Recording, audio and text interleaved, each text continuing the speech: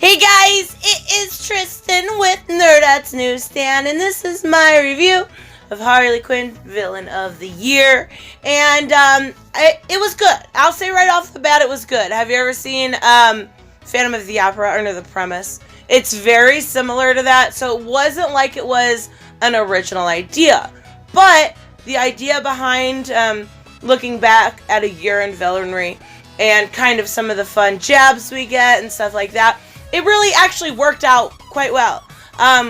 Apparently Harley is a villain now. Like, isn't she in Harley and Ivy trying to be good? Like, they don't know what to do with her. They just stick her, and don't get me wrong, I love Harley. She's one of my favorite characters. But they just stick her in everything, hoping to make some money. So, this was actually by Mark Russell, who, if you've been at the channel for any length of time, I've taken quite a few jabs at. I don't personally care for him as a person. He doesn't like me either, so it's mutual. Actually, he quite has a lot of disdain for me. But his writing, on a general basis, let's say Wonder Twins, when he wrote Harley before, stuff like that, is god-awful. Like, it's progressive and awful, and he makes sure to put, Young Turks in there and different types of political things just in the background. Bunch of orgies, and it's bad. So, credit where credit is due, Mark Russell. For once, okay, maybe twice, but you produced a good comic book. Like, when I seen your name on this, I was like, son of a bitch. Do I even purchase it? But yeah, I actually don't regret it. It's kind of fucking weird. So, another thing about this book, too, is it was a big deal, so there was a lot of variants. I don't know if I'll be able to show all of them, but I absolutely love the magazine cover one. Freaking adorable. Like, that's my favorite cover of the entire year. Really good variants by J. Scott Campbell. So there was a lot. The main cover is by Amanda Connor. Probably could tell that just if you know her artwork, but they did a really good job with this. Like, so it opens up and we've got like Ivy and Croc. They're getting ready for this award ceremony, right? Like, woohoo, big deal. So they are here, and Harley is the host of the annual Villain Awards. And I do like, Mark Russell must have done his homework. He's got Ted Crosby in here, and it's really weird. He's not in, a whole lot. So I thought that was kind of cool. We've got Freeze. The only really, honestly, leak of progressive was here at the bottom. It says a shout out to all the billionaires in the room.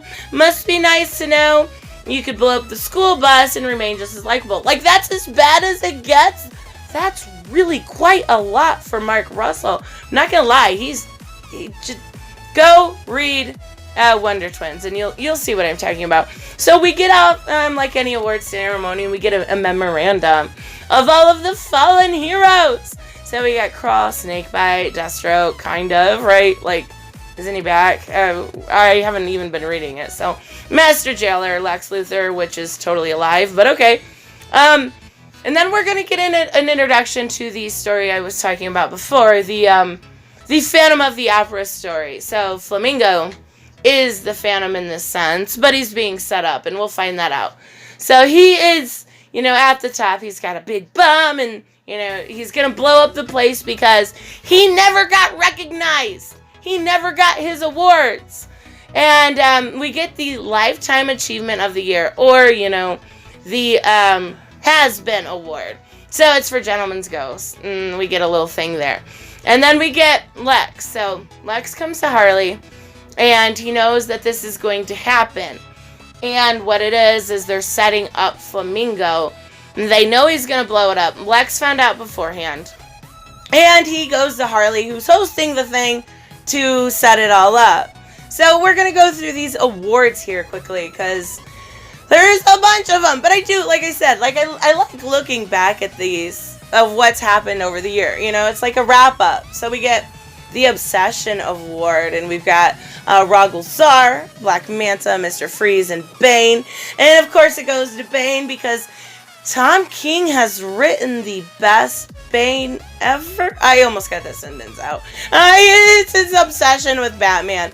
And we get a few, little jabs here. at Tom King. We'll get some more of that later. One more issue. We've got one more week to get rid of that. So we see Flamingo, and of course he's plotting here. And we see that he was like nominated multiple times for awards and always lost. So he's jaded is basically what we get. So we get the best moral justification, and we get Lex Luthor. Then we get Mirror Master, Flashpoint Batman, and I love this because he's like, my beautiful Bat Boy. Like, yeah, that's pretty ridiculous. Anyways, then we get Leviathan, and the award does go to Flashpoint Batman. And this is what I mean about the little jabs, and you'd have to read through this yourself, but he's talking about, his obsession. He's like, in so-called villains, we spend a lot of time trying to change the world, and I hope that, as children, you are the world that your parents hope to create. And he's like breaking down, like straight up Tom King breaking down getting this award. So we get Best Villain Upgrade. We've got Black Mask with, like, I guess what it can do now is change his identity. Oracle, which is, I think, started out as Worm and now has become this entire new entity. And then the Batman Who Laughs and Captain Cold. And it goes to the Batman Who Laughs. Come on, it's a Batman Who Laughs, right? But he just kills a bunch of people and never even goes up on stage. And then we have the Best Supporting Villain. Ventriloquist, Brainiac, Mr. Terrible, and Red Cloud. And of course, the Ventriloquist, get it? Because he's literally a supporting villain who's supporting a little miniature wooden villain. Like, I love the irony in that. And then we have Comeback Villain of the Year.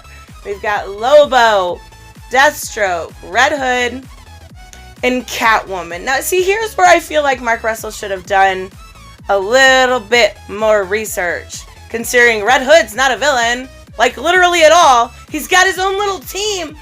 And Red Hood is probably the best book of the entire year. It's constantly and consistently been good. And then we've got Catwoman, who's not a villain. She's she cucked her husband super bad. Like, okay, well, not husband, but you know what I mean. But it goes to Red Hood. And he kind of tells everybody off. I liked it. So he's like, soon, very soon, justice will come for all of you. And when it does, it will be wearing a red hood. Dun, dun, dun. Like, he's not a villain. Why is he getting okay, I'm not gonna pick too much. Because like I'm saying, for Mark Russell, this is as good as it gets. So, we get this, a little bit more plotting from Flamingo. And then we have the last award of the night, and it's going to be Villain of the Year. Who would be the Villain of the Year? I mean, let me know who you guys think should be Villain of the Year as far as this goes, but I agree with this.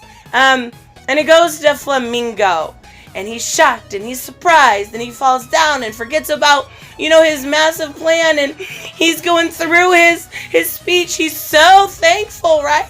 He's so happy. It is the best day of his life. Like, it is Christmas morning for this motherfucker. And yeah, it was a setup. Like, of course it was a setup because they knew it was him that when Lex went to Harley, if they knew it was him that was going to bomb the place. So by giving him the Villain of the Year award, they can trap him.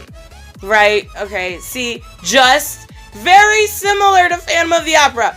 But I agree with Mark Russell. He picks the Batman Who Laughs. Like, you gotta, right? Like, what's better? I mean, not a whole lot. He's kind of the ultimate bad guy. So, I really did enjoy this. I like the little wrap-up, like I said. I love the variants. I would say if it was done by a better writer, it could have been more interesting, better plot.